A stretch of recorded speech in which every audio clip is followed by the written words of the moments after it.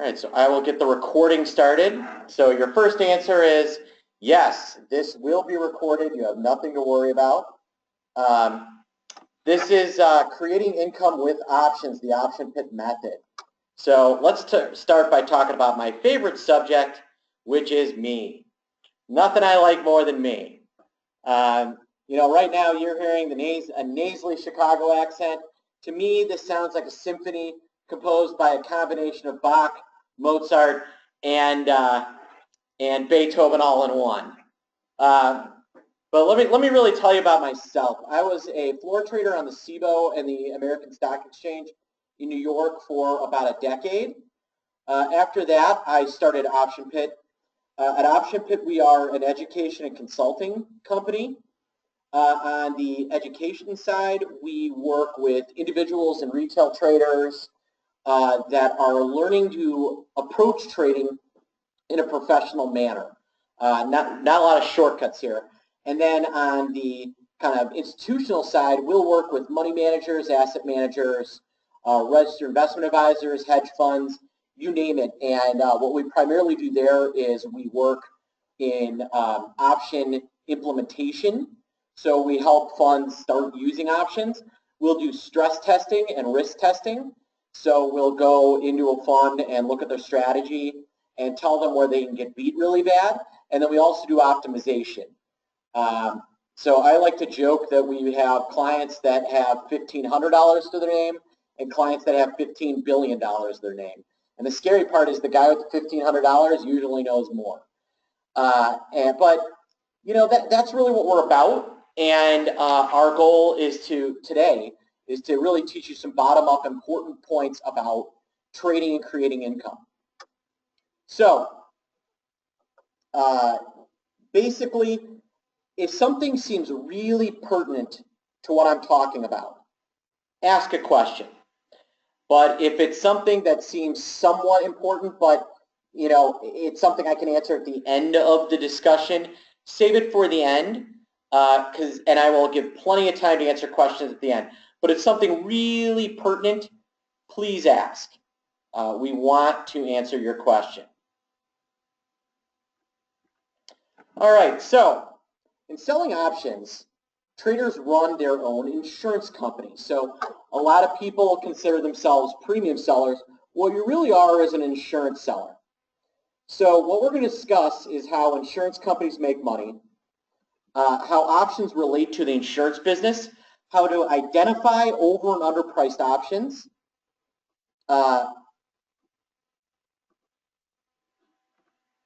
how to generate a position selection routine in conditions of volatility that produce optimal conditions for certain types of trades.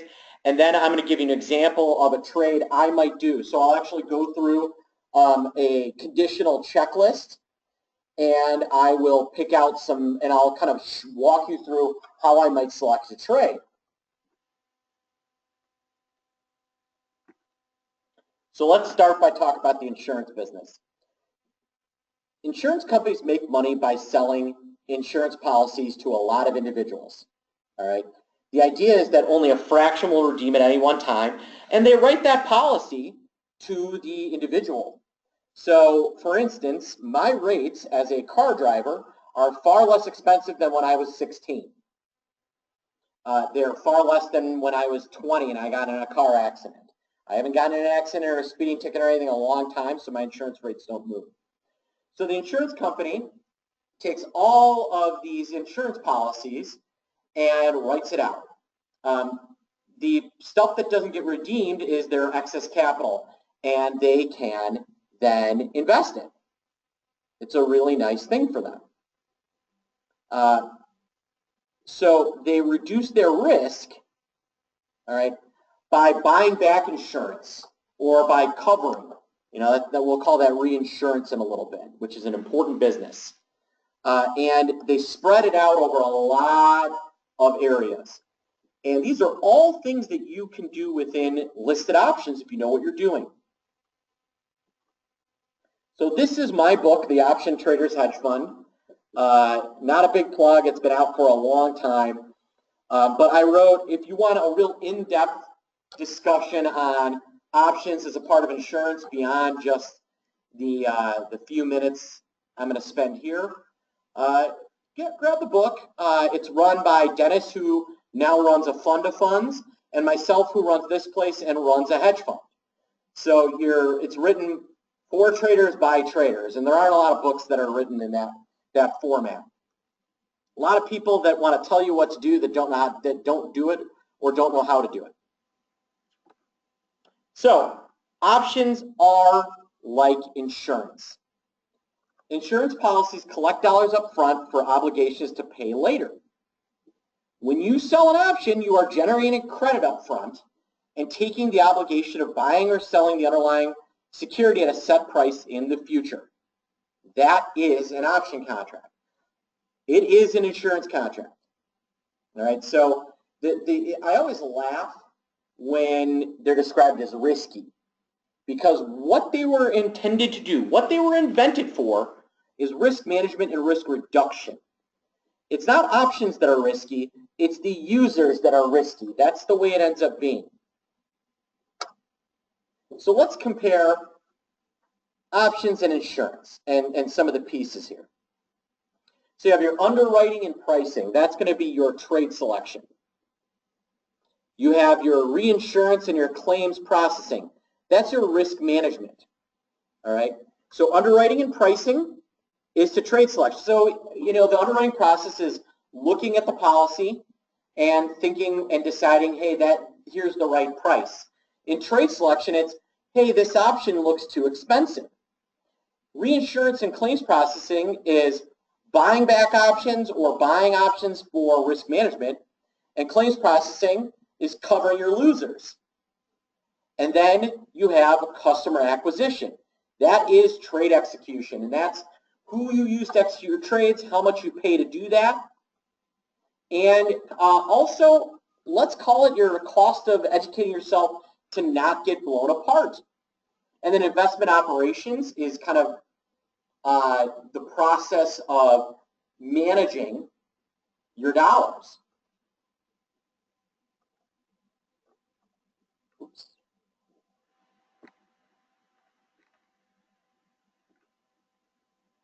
All right, so now let's look at a little deeper here. So the trade selection is the market selection. What are you going to trade? Are you going to trade commodities? Are you going to trade options? Are you going to trade stocks? You want to trade foreign, U.S.? Pricing. Is this option overpriced? Is it underpriced? And we're going to teach you some of that today. Strategy selection. What's the right trade? And then time frame. When should I do this trade? And when should it expire? The risk management side is position sizing. Money management. How much capital are you using of your capital available? Trade adjustment. Buying options. Disciplined closing a position and portfolio diversification. Retail traders, even more than some of the bigger traders, should have many, many trades on that are smaller.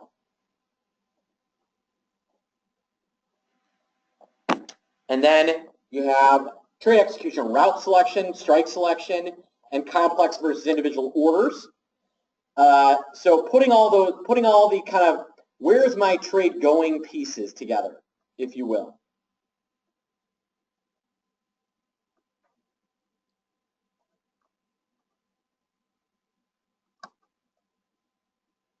All right, so now let's talk about how you create a trading plan, how you get into trading options. So you've got your primary functions, my trade selection, my risk management, my trade execution. But then you have your support staff, your support functions. For every insurance salesman out there, there's 9, 10 employees. You never know. It's being more automated, so it might be fewer than that now. But there's the trading plan, building your trading infrastructure, and learning your processes, learning to improve your trading, learning to go back and look at your trades.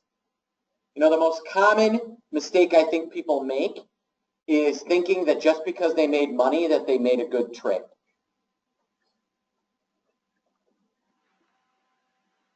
All right, and I always tell it, there's an old saying about the sun shining on a dog's hindquarters, and that happens with a lot of bad trades, folks. All right, so first, let's talk about what markets to trade and what to trade. So first, how do you tell if an option is fairly priced? All right, what's a fair price for an option? And your key is, remember, insurance price brokers sell overpriced policies. You have to take, I just, my wife's pregnant with my second kid, so I just had to go through, obviously, what's the first thing I did after after I found out my wife was pregnant with the second kid? What do you guys think? And hopefully the fact of what we're talking about will make guessing at this easier. What do you think the first thing I did was?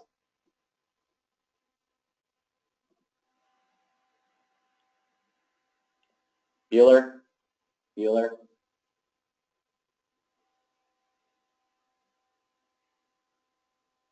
Any guesses at all?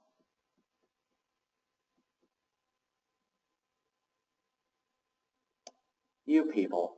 All right. So the first thing I did was I picked up the phone, I called my insurance agent, and I bought more life insurance. Right, there it is. All right, I bought a bunch of life insurance. Yeah. So I added life insurance, more life insurance to my policy, so that my son, when he's born in August, if I get run over by a bike messenger and killed, that he'll be able to go to college and have a roof over his head for the rest of his life, and my wife doesn't have to worry about that type of stuff. Because she'll be a widow for at least 3 months if I get creamed. So yeah, so when I got my health insurance, or not my health, when I got my life insurance, they did a big, huge physical exam, and then they wrote a policy around it. So remember, insurance brokers sell overpriced. They evaluated me and then ran it through all their actuarial tables and said, your policy is, maybe she'll run me over. Funny.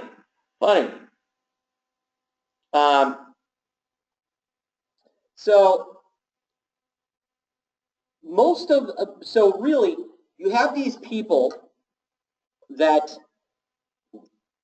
basically tell you, here's how long you're going to live, and here's how much it should cost you. Options are the same way. We have these inputs into an option pricing model, and they're known at the time of and some of them are known at the time of the execution, and we write the model around it. So yeah, insurance companies have the actuarial table. We have option pricing models, Black-Scholes, Cox-Ross-Rubinstein, trinomial, binomial, quadnomial, Sabre. There are about 1,000 different ways to price options.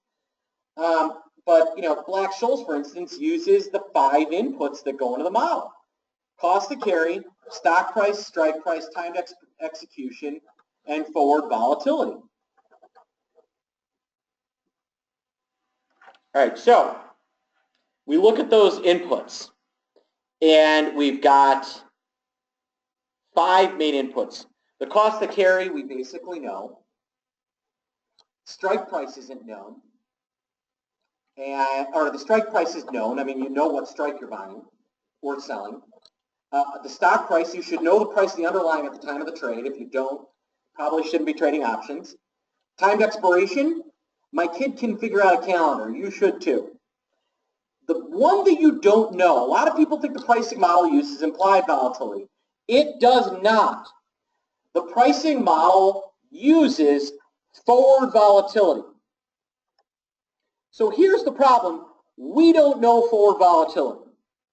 Forward volatility is what a stock is going to do from the time of the trade until it expires.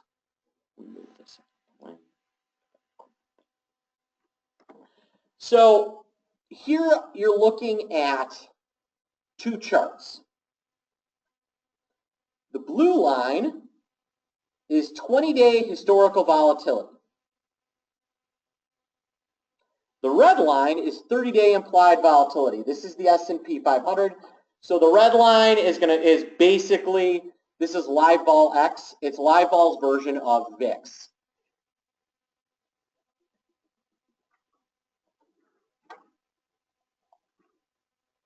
So at the money implied volatility is the market's best guess for forward volatility between now and expiration.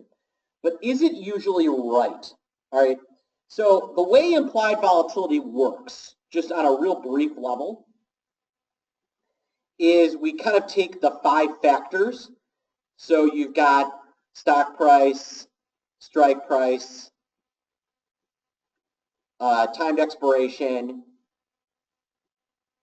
and your cost to carry. And then we've got this question mark that is forward volatility, right? So basically, since we don't know forward volatility, and you know, forward volatility, this equals the price of the option. Oh. That'll come back.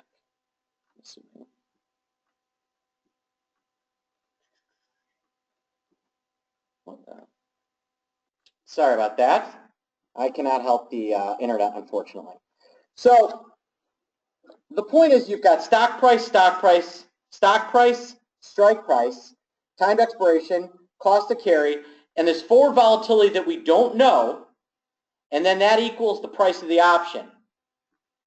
Well, what implied volatility really is we take all of these factors and move them over here, and it's some sort of linear algebra probably. You know, they use linear algebra and calculus and basically solve for forward volatility, and that is what implied volatility is. All right, implied volatility is not what the pricing model expects. So take a look. All right, the red line is supposed to be our leading indicator, and the blue line is what happens next. So if you look at any point on this red line and go forward about 20 days, that's about what the market was expecting. What do you notice? This is about 20 days ahead. And then let's look here. And then here's about 20 days ahead. And then let's look here. And here's 20 days ahead. Is that implied volatility usually right?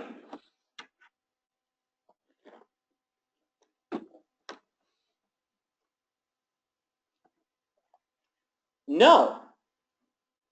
Yeah, I mean, they're correlated, but not that correlated. All right.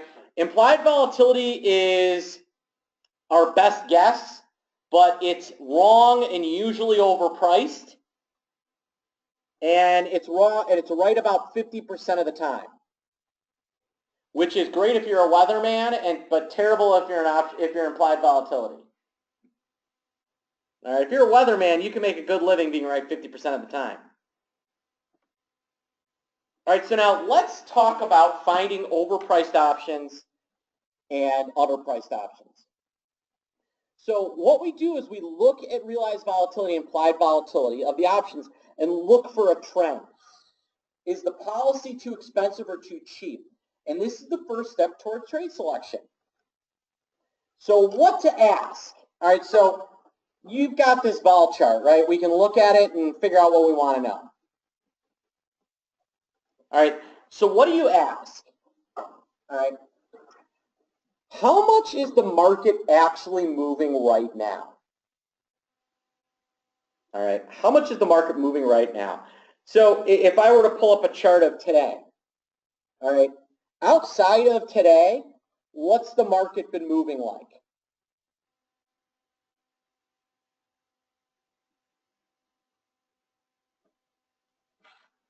Not that much. It hasn't been really moving around very much. All right, so we'll call that realized volatility. It's kind of what the market's doing now. It's the immediate historical volatility. All right, so make sure you interpret historical volatility the right way. look at the data set for large outliers, and make sure you look in front of you and say, well, just because we haven't been moving around very much doesn't mean we can't move around more, right? Nikkei futures were down 8%. They fell about 8% midday, and then the S&Ps fell 20 handles in about 10 minutes. Those are the type of things that can affect things. So this is SPX historical volatility. And let's look at all these different trends. All right, so this orange line is trailing 360-day volatility. And you can see it's pretty flat and it gives us a pretty good idea of what kind of the trend has been the last year. Really, 360 trading days is about a year and a half of data. How many trading days are there in a year? Do you guys know?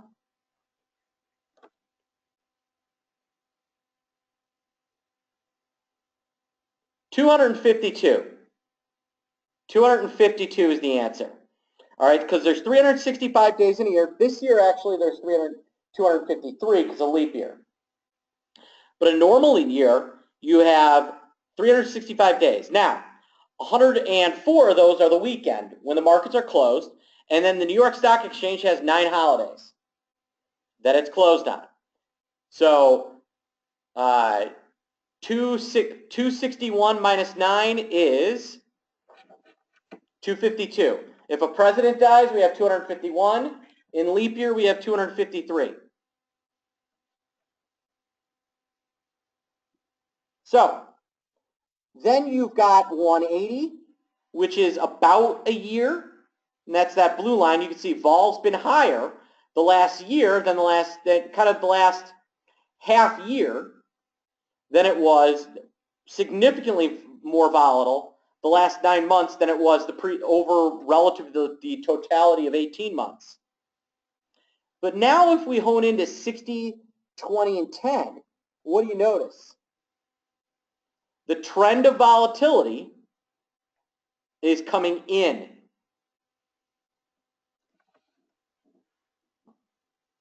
If you look at these shorter term indicators, they're all saying volatility is backing off the pedal. The accelerator is off. All right, so let's talk about all these different periods. So for 10-day HV, I kind of look at like, all right, here's what's happening. Here's what the market has done the last week.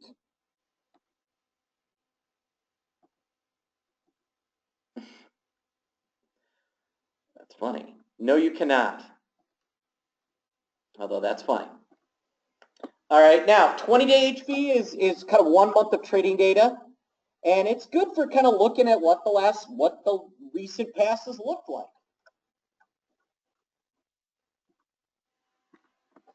60-day is going to be a lot less noise than 20. It's going to give us kind of more the general trend of the market.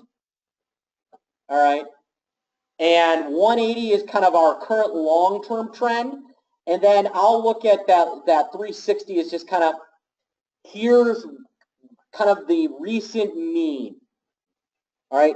Now always look at a price chart to see if there's something not coming in, like big intraday moves. There's another indicator another measure of volatility called average true range, ATR. I would highly suggest looking at that.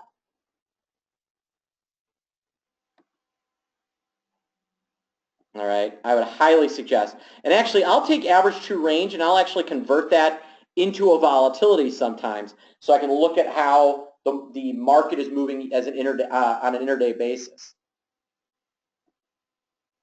All right, so now realized volatility is really important in that movement. So we're going to talk a little bit more, but if you notice that movement is falling, movement is coming in, or movement is increasing, the trades that are going to do the best based on that are strangles, iron condors, and credit spreads. All right, based on that. If realized volatility is increasing, you don't want to be short credit spreads.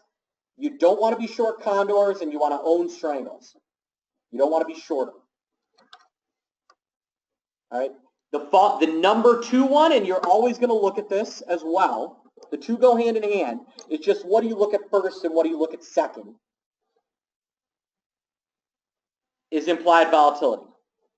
And that's going to be the second most important.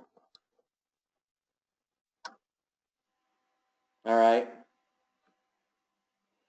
So remember that 60-day, did I go the wrong way? Yeah. All right. So now let's talk about how to use implied volatility in trading. So implied volatility is how much the market is expecting things to move. And it really does mean revert over the long haul. However, it doesn't mean that it can't stay low or high for a very long time. All right. I also like looking at the median and kind of the relative mean. So where have we been recently? When we teach, when we work with traders, we like to kind of break the market into different zones when looking at implied volatility. Zone 1 is low implied volatility, the kind of zone we're in right now. Zone 2 is kind of intermediate volatility. That's going to be, call it VIX above 15, 16. Zone 3 is going to be when the VIX is above 20. And zone 4 is going to be the VIX above 26. And what you'll find is that 60 to 70% of the time, the market is in zone 1 and zone 2. Zone 3, a very small portion, and zone 4, a tiny portion. But the thing that makes zone 4 so powerful is the VIX can go from 26 to 50 very quickly.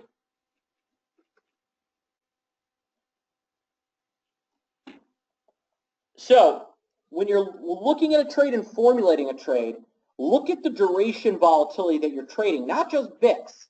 There are all these VIX indexes that one can look at, or you can use tools that LiveVol has. There's the VIX, which is 30-day vol, VXST, which is 9-day vol, VXV, which is 92-day vol, VIXM, which is 6-month vol. So there are all these different vol indicators that you can look at. And they've got vol indicators for stocks, ETFs, ETNs. There's even a vol indicator on VIX. It's called VVIX. It's the VIX of VIX. I use that one a lot. So you look at if you're looking at trading a 60-day strangle, you know what you care about? 60-day implied volatility, not 30, not 90. Where is that? Now, implied volatility is extremely correlated.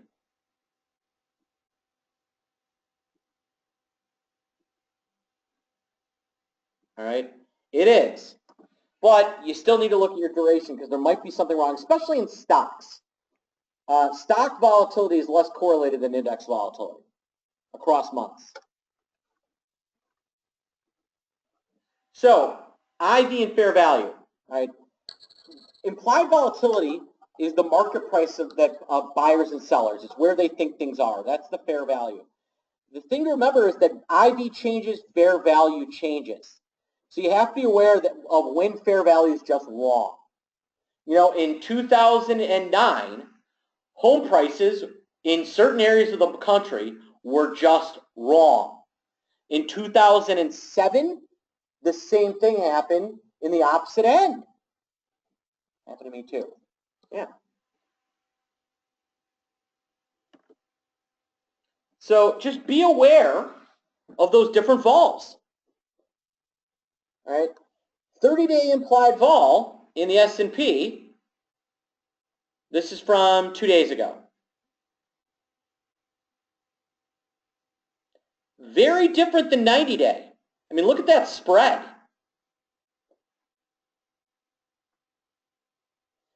All right, and 90-day had a little more juice to it. So there's some differences there, folks. If I'm doing a longer-term trade, I need to know what this is. And also be aware that if I'm in a trade, eventually this goes where? here. I mean, or the two go here and meet. That happens a lot. So if your implied volatility, if you want to trade straddles, long or short, butterflies, long or short, or you want to be a buyer of debit spreads, you got to look at that implied volatility. That's the number one thing that's going to decide whether they win. If you're selling expensive volatility in straddles and butterflies, you're going to be a winner. Secondary, realized vol. All right, the two go hand in hand. It's just kind of what do you look at first. Now the final piece is term structure. All right, and this is an important piece. Final piece I'm going to talk about tonight. There's another thing called skew that I'm not going to spend a lot of time on. So you really want to pay attention to IV, term structure. When 30-day implied vol, or VIX, is below 90-day implied volatility, or VXV, that's contango. That denotes a calm market, and it's considered a logical market. Here's what I tell people. If you are the type of person that does a lot of financial modeling, builds out trading plans, builds out trading systems, they are going to work really well when the market is in a contango. When that flips, and I'll talk about that in a second, it's not quite the same. So when near-term vol is lower than long-term volatility, the market is reasonable and your assumptions are more likely to work. All right, now, if the market IV is in backwardation, that means VIX is higher than VXV. Or 30-day IV is higher than 90-day IV. That means there's less logic to the market. The market is reactionary. All right. It's less likely to hold a trend, and your assumptions are not going to work as well. All right, and a lot of option selling strategies.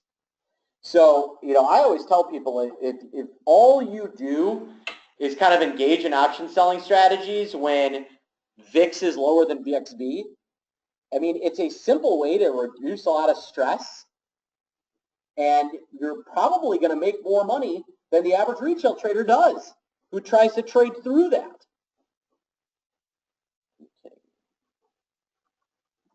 All right. All right, so generally speaking, within contango backwardation periods, all right, there may be a time where options seem under or overpriced in one month or another. Look at current mean relationships. If VIX has been trading at 1 point under VXV for the last 90 days and moves to 2 points under, something has changed. All right, a trade might develop. So going back to my chart here, all right, if you look, this seems pretty wide. And you only have a few spots where it kind of gets there. And when it does get there, what tends to happen?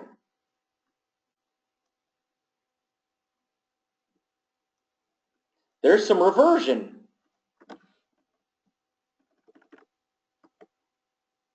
All right, there is. So in normal periods, supply and demand can create trades. That may be a really good opportunity to trade a calendar spread. And I'm going to talk about that. So if you're looking to sell or buy premium, that volatility can really move around. Term structure is the number one reason why calendars, diagonals, and time spreads work, and double diagonals. If all you're looking at is implied volatility for your calendar spreads, you are going to have all kinds of problems. You want to look at, for low implied, if you are a calendar spread buyer, you want low implied volatility and a tight term structure. So you want that front month not to be very far from the back month you're buying. All right, when I look at my system, and then I'm gonna pull together a trade here in a second. But I just want to quickly pull up my trading system. I'll just show you something I might look at.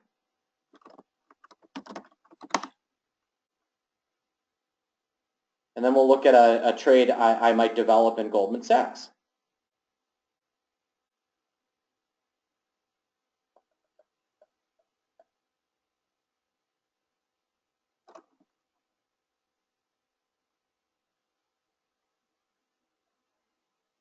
So let's look at Facebook real fast, just real briefly.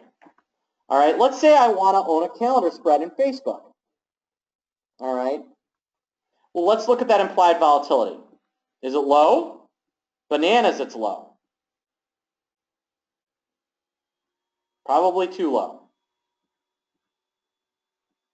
It can get lower, but not very often in the last 2 years.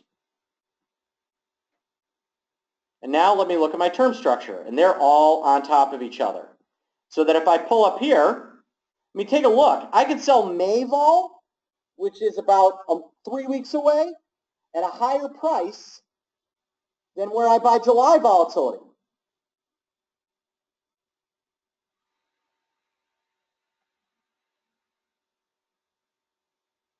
That doesn't sound like a bad do. I mean, Facebook's a screaming calendar trade right now, in my opinion. So, if I might say, well, and we're going to talk a little about reading the stock here in a second. We'll come back to Facebook. So this is Goldman stock, and this is from, this is not Goldman, General Electric, excuse me.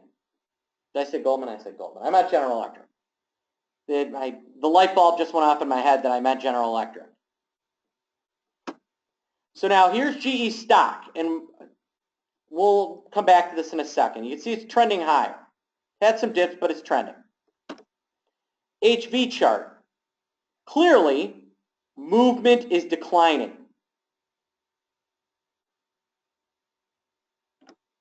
IV chart. Low. And then if I look at term structure, July's cheaper than June. June's more expensive than May. All kinds of fun stuff going on there. So what is the price action? Price action is a little choppy, rallying slowly. All right, so what's the best trade for the HV? HV is falling. This is my checklist for GE. I should say GE.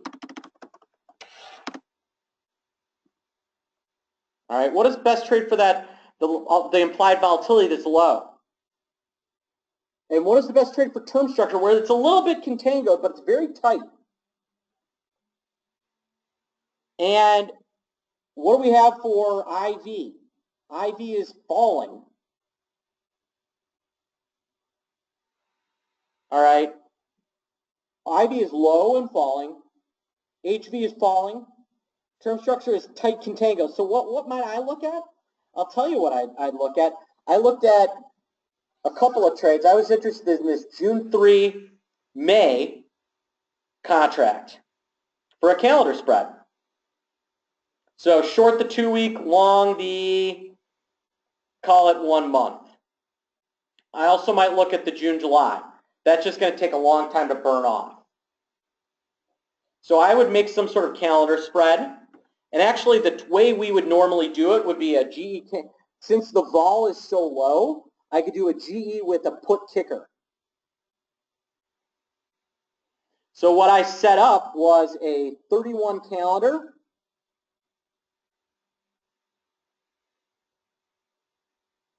with a single put to flatten up any delta I might have.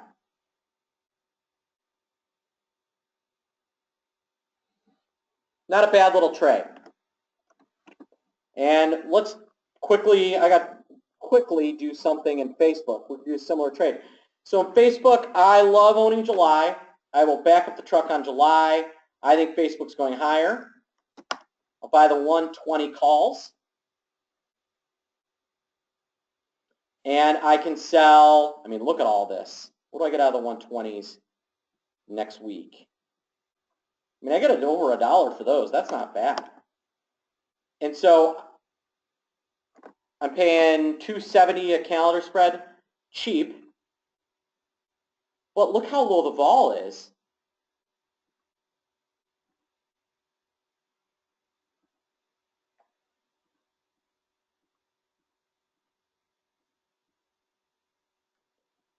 Since the implied volatility is so low,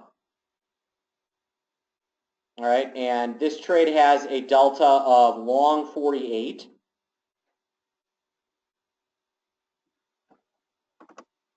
I can just buy one little put. Did I just, I think the delta, maybe I was wrong on the delta. What's the delta here? Delta's 119. I looked it up 2%. I'm sorry. So what if I just buy one of the, or two of the 115 puts? I can really kind of change my downside. And you're saying, Mark, I don't see a lot of change. Well, what if I increase volatility a little bit? Now look. We go to 115. I bought one put. And if we drop back to 115 and vol goes up 20%, which is back to 30, which is not unheard of, I'm up $500. Not so terrible on an extra one lot purchase. And the nice thing is I'm not really worried about vol dropping on a little rally. So in summary, insurance companies make money by selling premium. Option traders find premium that is trading. You got to learn to reprice HV, IV, and term structure, and you're using the information the market is giving you. Conditional trading. Don't try and force your square peg into the market's round hole. So now here's my special offer. I run a chat room and kind of a newsletter service that's cool. We call it Option Pit Live. It is $125 a month normally. I'm giving you guys a 1-month trial for 17 bucks. So now what's cool about this? Well, you get access to our strategy letter where we follow trades from start to finish, including adjustment. We talk in the chat room all these different pieces that we do. We extract more dollars from the market on every trade. We're going to teach you all sorts of cool risk management stuff. We're going to teach you how to own premium. You get to interact with myself and Andrew and the other people I work with. And we do a monthly Saturday course. This month, it's going to be on May 7th. So that would be included with this subscription. We're charging $167 for the Saturday course. And we have people buying, lots of people coming. And with just your $17 purchase, you get access to that because it's a subscription. Now, after that, it rolls over at $97 a month, and you keep getting access to our Saturday class. Now, what is the Saturday class this month? It's called Long-Term Trading with Options and Hedging Techniques. It's going to be a really good course. Each of these Saturday classes, this one's May 7th, are about 4 hours. So this is a frickin' steal of a deal. And if you don't take it, and so then next month, it is, next month we have another Saturday course that you'll get for free with your subscription. But that subscription is going to be $97 a month, still a deal, considering we charge 167 bucks. Sometimes I'll give a coupon code for 25 bucks off. So it's, we end up doing 10 of these a month, or 10 of these a year. We take a couple of months off. And if you pay the $142, it's $1,420. Your subscription for the entire year is more than about 400 bucks less than that.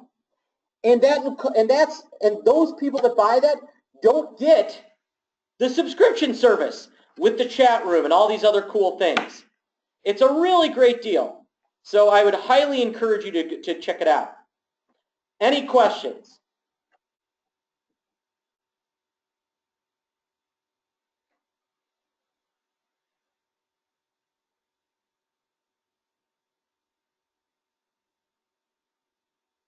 Any questions at all? Otherwise, I'll let you guys go.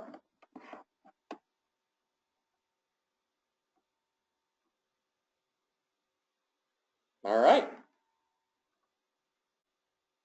So we're all gonna jump.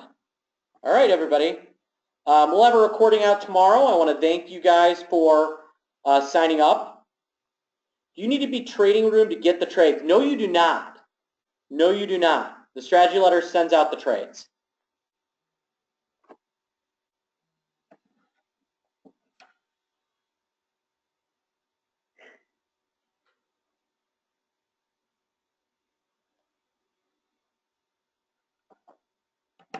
So the trades come via email. We're working on SMS text message.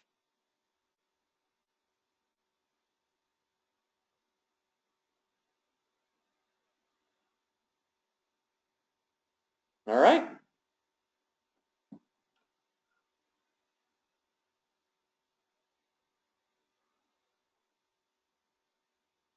What?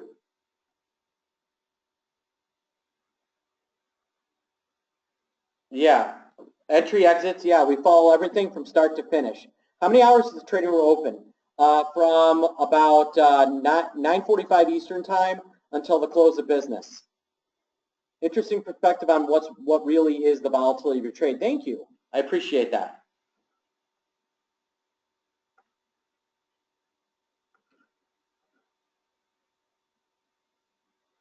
All right. Are the trading adjustments including the strategy layer? Yes, they are. How many moderators do you have? We have a decent group. We've got moderators pretty active in the site for about 3+ hours a day.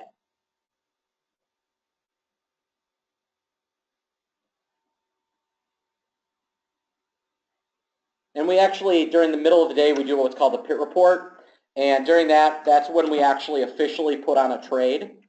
And we follow the trade, and then we go through all the trades that we currently have on. And that's recorded, and you're able to actually view it later if you miss it.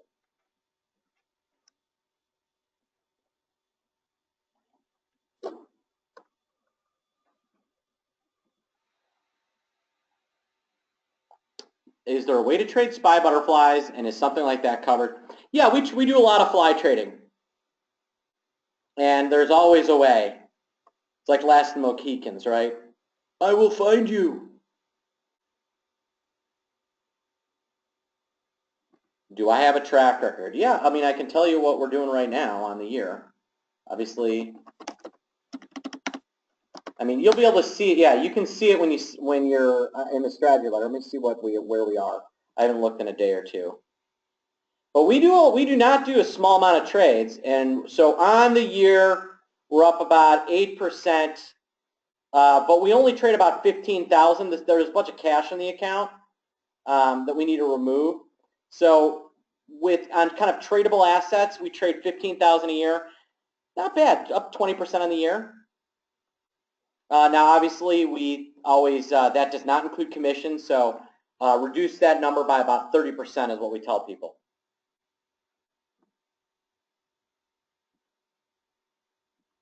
All right.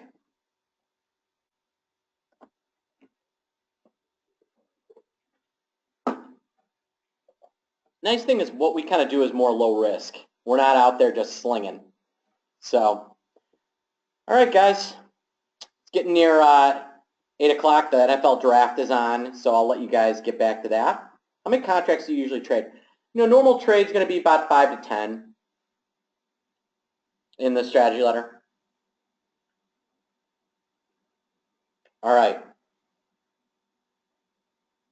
Cool. Well, hopefully you guys get on board. Here's the link to the letter to sign up one more time. How long time? I like it.